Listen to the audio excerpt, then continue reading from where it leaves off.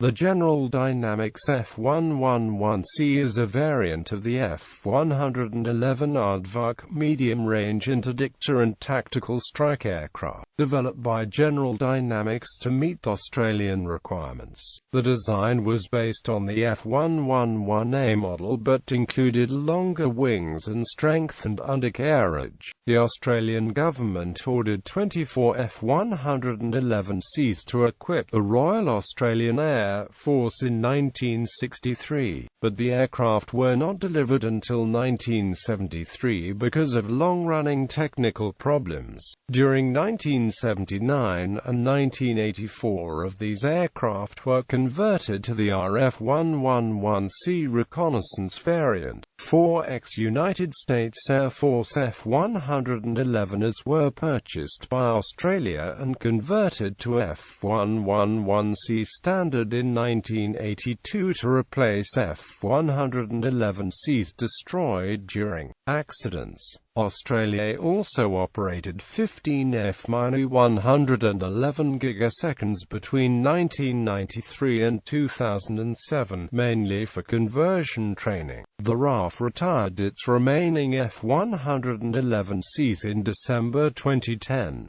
The F-111Cs gave the RAF a powerful strike capability but were never used in combat. The aircraft went through modernization programs in the 1980s and 1990s, and the RAF acquired improved weapons to maintain their ability to penetrate hostile airspace. Despite this, by the 2000s the F-111Cs were becoming outdated and expensive to maintain, leading to a decision to retire them in 2010 rather than 2020 as originally planned. The F-111s were replaced by 24 Boeing F/A-18F Super Hornets pending delivery of F-35 Lightning IIs in development. Background: in June 1960, the United States Air Force issued a requirement for an F-105 Thunderchief replacement. The U.S. Navy began a program to develop a new air defense fighter for use on its large aircraft carriers. On the 14th of February 1961, newly appointed United States Secretary of Defense Robert McNamara formally directed that the services study the development of a single aircraft that would satisfy both requirements. The tactical fighter experimental requirements were based largely on the Air Force's needs. A request for proposals for the TFX was provided to industry in October 1961. After 4 rounds of proposals, General Dynamics was selected over Boeing. GD signed the TFX contract in December 1962. The USAF F-111 and Navy F-111B variants used the same airframe structural components and TF-3OP1 turbofan engines. They featured side-by-side crew seating in an escape capsule as required by the Navy. Because of conflict between the Air Force and Navy over whose requirements had precedence, McNamara intervened in 1961, declaring that the Air Force desires would override suggestions by the Navy. The F-111A variant first flew on the 21st of December 1964 from Carswell, AFB, Texas.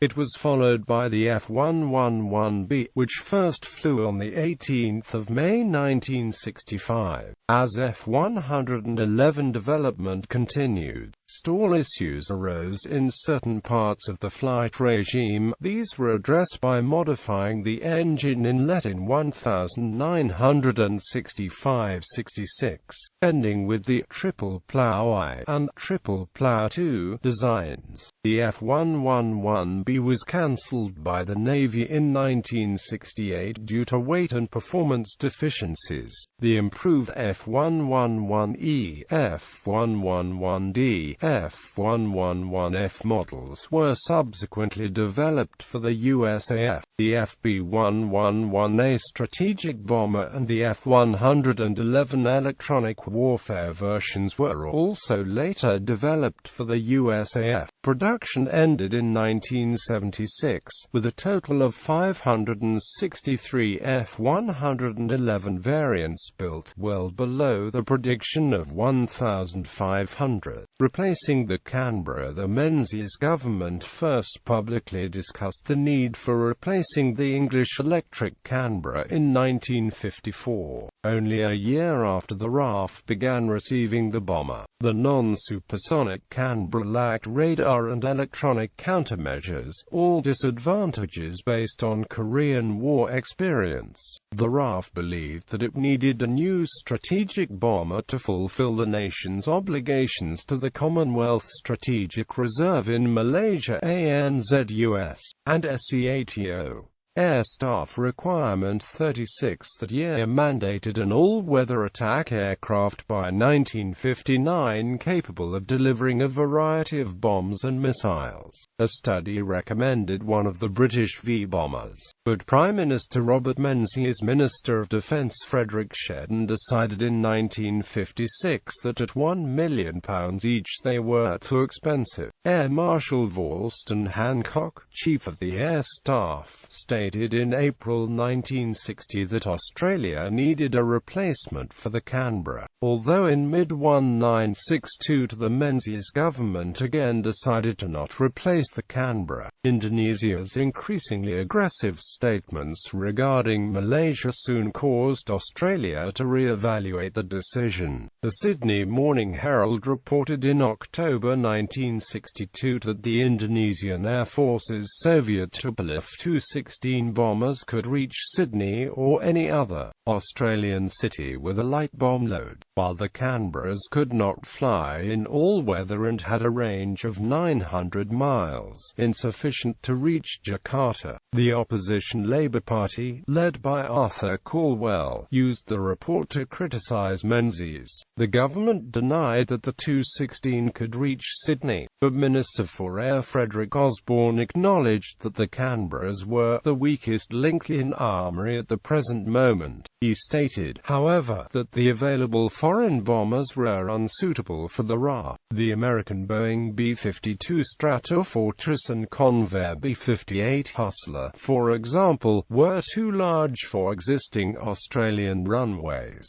More suitable aircraft such as the British BACTSR-2 and the American TFX would soon be available, Osborne said. Hancock's study. In May 1963 Menzies announced an £200 million increase in defence spending over the next 5 years, and proposed to send a team led by Hancock overseas to evaluate Canberra replacements. Early candidates were the French Dassault Mirage EV, the TSR-2, and the U.S. North American A-5 Vigilante, McDonnell Douglas F-4 Phantom II and the TFX. From June to August, Hancock's team visited France, Britain and the United States to evaluate the competitors, and determined that the TFX would be the aircraft best suited for the role. The Mirage EV had insufficient range and the £108 million price was too expensive. The F-4 and the A-5 were immediately available, but the less expensive F-4 would need air-to-air refueling to reach Indonesia from Australia. The TSR-2 was behind schedule and over budget, was the most expensive at £122 million for 24 aircraft, and British government support for the program was uncertain, while the TFX was also controversial in the United States. Its promised performance specifications and per-aircraft cost were superior to that of the TSR-2.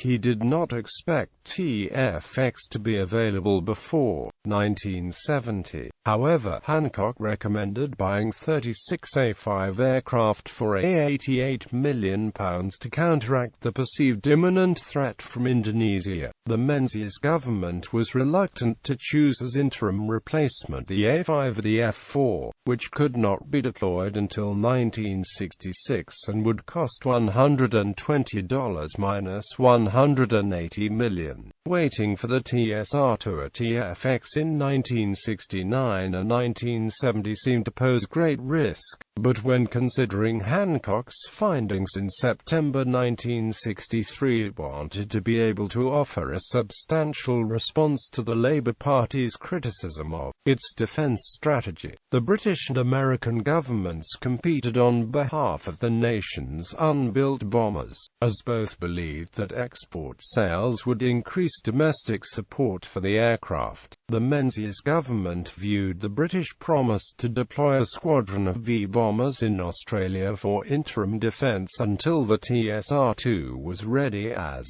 unacceptable for both technical and political reasons. Beyond its cost, the Royal Air Force had not ordered the TSR-2. The Chief of the Defence Staff, Lord Lewis Mountbatten, who opposed it, advised the Australians against buying the aircraft, and the RAF feared being the only customer. Decision. The government determined that it did not need to go ahead with an immediate replacement for the Canberra and preferred Hancock's original choice of the TFX as a long-term solution, leading to the Menzies government's announcement on the 24th of October that it was ordering 24 F-111s for $125 million, enough for 2 squadrons. The announcement came during the campaigning for the 1963 general election. Gruenwald's Labour Party had on the 22nd of October reiterated its pre-campaign promise that it would replace the Canberras as soon as it formed a government. The government's announcement, and the consequent improvement of its chances against Labour, likely also benefited the United States. The purchase helped rebut American critics of the TFX, and the Kennedy administration preferred Menzies' defense policies to the opposition's.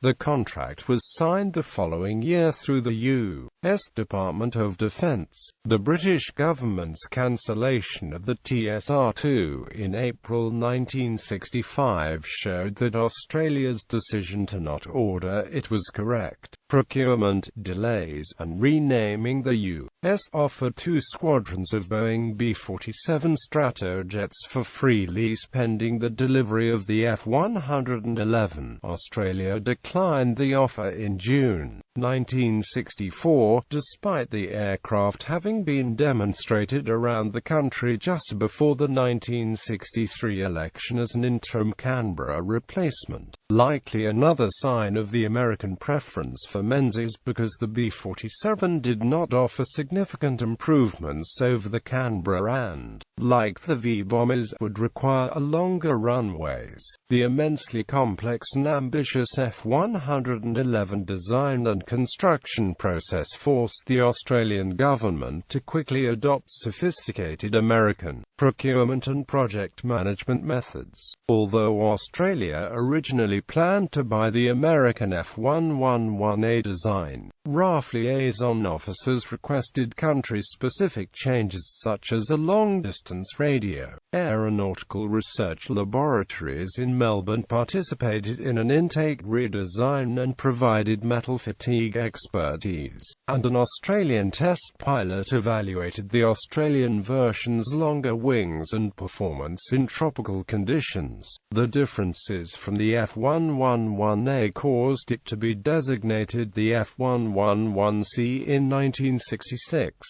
Delivery. The first F-111C was officially delivered in 1968, finally giving Australia an aircraft that could fly to Jakarta, drop bombs, and return without refueling. Training began in 1967, with RAF personnel seeing terrain following radar and other sophisticated equipment for the first time. However, development delays and structural problems delayed acceptance of aircraft by the RAF until 1973.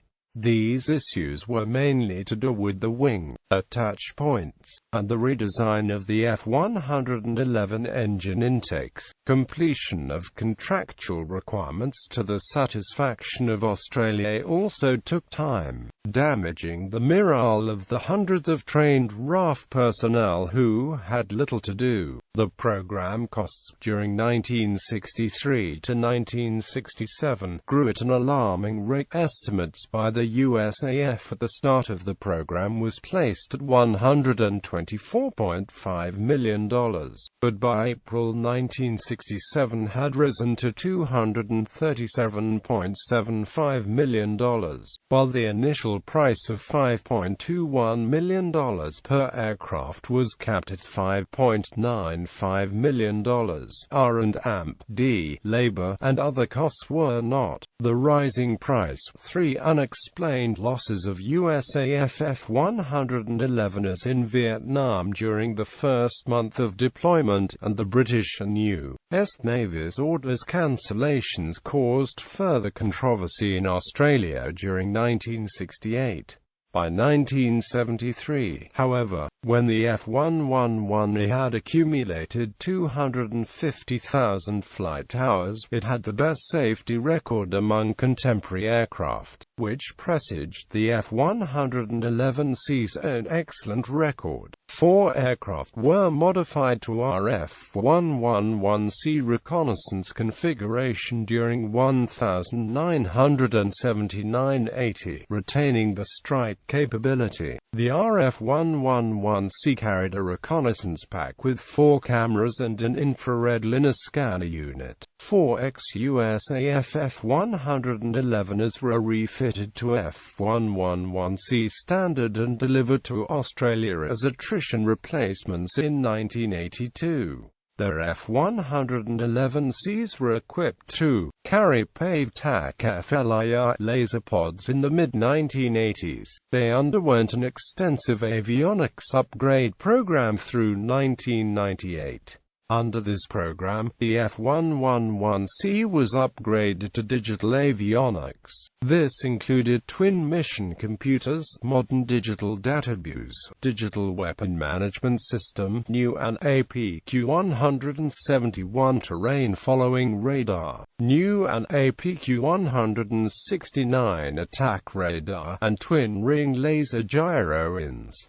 In late 2001, wing fatigue problems were discovered in one of the F-111C fleet. As a result, a decision was made in May 2002 to replace the wings with spares taken from ex-USAF F-111Fs stored at the Aerospace Maintenance and Regeneration Center. The short-span wings underwent a refurbishment in Australia, which included extending the span, in effect making the wings the same as the F-111C and F-111G models. Following the avionics upgrade program, Australian F-111s received weapons system and various other upgrades. Design. The F-111 was an all-weather attack aircraft capable of low-level penetration of enemy defenses to deliver ordnance on the target. It featured variable geometry wings, an internal weapons bay and a cockpit with side-by-side seating. The cockpit formed part of an escape crew capsule. The F-111 had a 3-point undercarriage arrangement with a 2-wheel nose gear and 2 single-wheel main undercarriage. Most F-111 variants included a terrain-following radar system connected to the autopilot. The aircraft were powered by 2 Pratt & Whitney TF-30 afterburning turbofan engines. The F-111's internal weapons bay could also carry bombs, a removable 20mm M61 cannon, or auxiliary fuel tanks. The F-111C was equipped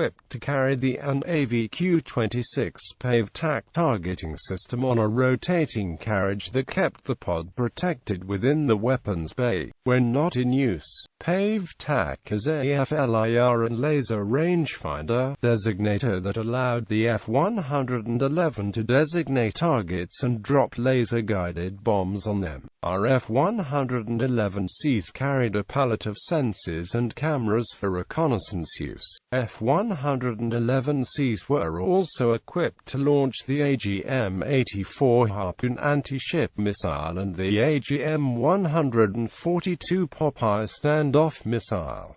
Operational history. Entry into service. The Australian government ordered 24 F-111C aircraft to replace the RAAF's English Electric Canberras in the bombing and tactical strike role. While the first aircraft was officially handed over on 4 September 1968, structural issues delayed the entry into service of the F-111C. 24 USAF F-4 Phantom AIs were leased as an interim measure. The Phantoms were delivered in September and October 1970 to No. 82 Wing at RAF Base Amberley, Queensland. During its next 3 years in RAF service, one F-4 was lost. By June 1973, the remaining 23 Phantoms were returned to the U.S. Like the F-111, the F-4 was a two-seat multi-role supersonic aircraft, much more sophisticated than the Canberra, capable of air-to-air and air-to-ground attack roles. It had inertial navigation, a gun and radar. Experience with the F-4 likely contributed to the RAAF's success with the F-111. The RAF proposed keeping the F-4 and using it with the F-111, but the government decided that the cost was too great. The F-111C entered Australian service after the technical problems were resolved, and the first F-111C was accepted at Nellis Air Force Base on 15 March 1973. On 31 March, the RAF Washington Flying Unit was formed at McClellan Air Force Base in California with the mission of ferrying the first 12 F-111Cs to Australia. This unit was commanded by Group Captain John Newham, who later served as Chief of the Air Staff between 1985 and 1988. The RAAF's first 6 F-111Cs arrived at Amberley on 1 July 1973, and 3 subsequent groups of 6 F-111s arrived on 27 July, 28 September and 4 December. F-111Cs were allocated to No. 1 Squadron and No. 6 Squadron, under the control of No. 82 Wing. No. 1 Squadron was the RAAF's strike squadron, and maintained a nominal strength of 12 F-111s. No. 6 Squadron mainly served as the F-111 operational conversion unit, though it also operated the RF-111 aircraft at times and could serve in the strike role if required. Once in RAF service, all F-111 maintenance was undertaken at Amberley. From 1973 to 2001, No. 482 Squadron conducted intermediate maintenance of the aircraft, while heavy maintenance was the responsibility of No. 3 Aircraft Depot. No. 482 Squadron also operated the RAAF's F-111 flight simulator. From 2001 onwards, Boeing Australia performed all F-111 maintenance under a contract with the Australian government. After entering service, the F-111 proved highly successful. Although it never saw combat, the F-111C was the fastest, longest-range combat aircraft in Southeast Asia. Aviation historian Alan Stevens has written that they were the preeminent weapons system in the Asia-Pacific region throughout the service and provided Australia with a genuine, independent strike capability. Stuart Wilson, in his book Lincoln, Canberra and F-111 in Australian service, described the F-111C as an unqualified success, providing Australia with a potent strike capability in an aircraft which, a quarter of a century after its first flight, remains second to none. Former Indonesian Defense Minister Benny Murdani told his counterpart Kim Beazley that when others became upset with Australia during cabinet meetings, Murdani told them, "Do you realize the Australians have a bomber that can put a bomb through that window into the table here in front of us?" Gulf War and East Timor. During late 1990 and early 1991, the Australian government considered deploying F-111Cs to expand the Australian contribution to the 1991 Gulf War, which mainly comprised a Royal Australian Navy task group. The Department of Defence and Department of Foreign Affairs and Trade's preferred option if the government decided to expand Australia's commitment was to deploy at least 2 RF-111s, though these aircraft would need to have their electronic warfare equipment upgraded to operate in this war zone. Due to the small size of the RF-111 force, the loss of any of these aircraft in combat would have inflicted a heavy blow on Australia's reconnaissance capability. The second preference in the advice put to the government was to deploy a squadron of 4 to 8 F-111Cs, though defense did not support this. In the event, the government decided to not expand the Australian force. As a result, the F-111C's contribution to the war was limited to conducting intensive exercises with the naval ships as they sailed through Australian waters en route to the Persian Gulf. The Australian-led interdictor intervention into East Timor in September 1999 marked the closest Australia's F-111s came to combat. F-111s from both No. 1 and No. 6 squadrons were deployed to RAF-based Indal, Northern Territory, on the 28th of August to support the international forces, and remained there until the 17th of December 1999.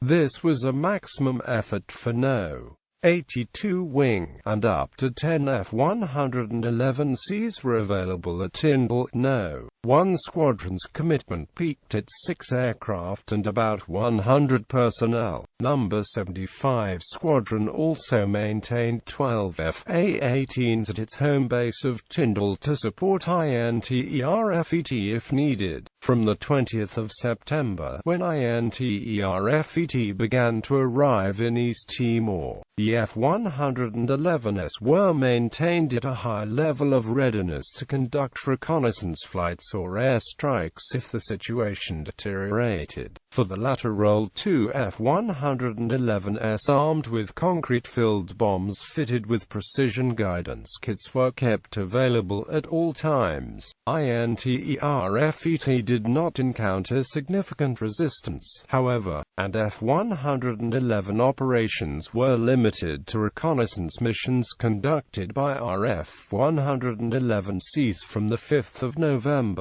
Each of these sorties were made after gaining approval from the Indonesian government and normally focused on bridges and communications installations.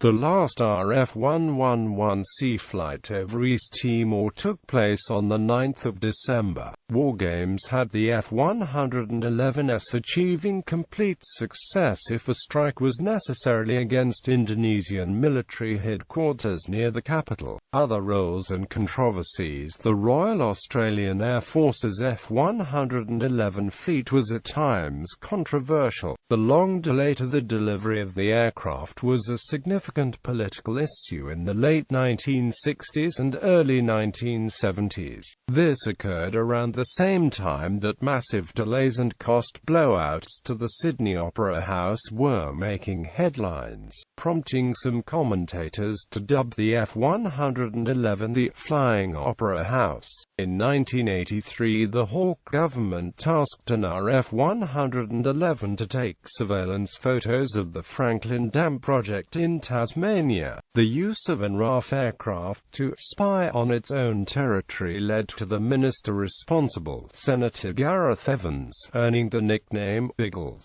Another aspect of the F-111 which drew criticism was the poor work conditions for F-111 ground crew involved in sealing F-111 fuel tanks, resulted in a class action lawsuit and the Australian government paying out more than $20 million in damages. The health issues with chemical exposure included permanent brain damage to a number of ground crew before conditions were improved. A number of ex-USAF aircraft were delivered to Australia as attrition replacements and to enlarge the fleet. 4 aircraft modified to the F-111C standard were delivered in 1982. The government bought 15 F-111 gigaseconds to supplement its F-111Cs in 1992 and delivered in 1994. Additional stored ex-USAF F-111s were reserved as a spare parts sources. In Australian military and aviation circles, the F-111 Aardvark was affectionately known as the Pig, due to its long snout and terrain-following ability. 7 of the 28 F-111Cs and 1 of the 15 F-111 gigaseconds were destroyed in accidents during the service with the RAF. These accidents took the lives of 10 air crew.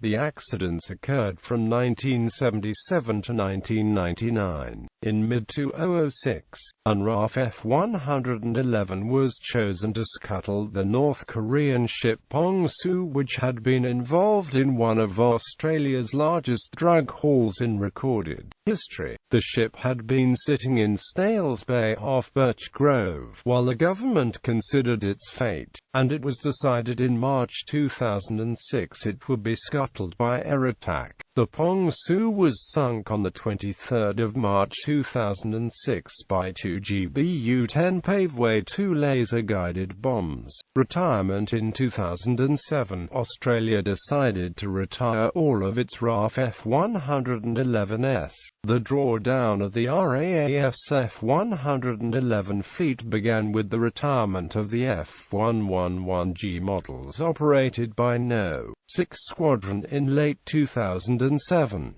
One of the reasons given for the F-111's retirement was that they required an average of 180 hours maintenance for every flight hour. In March 2008, after a review, the new Labour government confirmed its purchase of the 24 FA-18F Super Hornets as an interim measure until the delivery of the F-35s in 2010. The government signed the acquisition contract. The final RAF F-111 aircrew conversion took place in 2009, with 4 pilots and 2 air combat officers qualifying. The RAF retired its last F-111S on 3 December 2010, after the final flight by aircraft from No. 6 Squadron over southern Queensland. Australia is currently a partner in the development of the Lockheed Martin F-35 Lightning II stealth fighter, with plans for the country to procure up to 100 examples to replace the F-111 as well as the F-A-18 Hornet. Between 21 and 24 November 2011, 23 of the RAAF's F-111C and F-111 gigaseconds which had not been selected for preservation were buried at the Swanbank landfill site outside of Ipswich, Queensland. The RAF had considered scrapping these aircraft, but concluded that it would be cheaper to bury them. The remaining ex-RAF F-111s will be placed on display.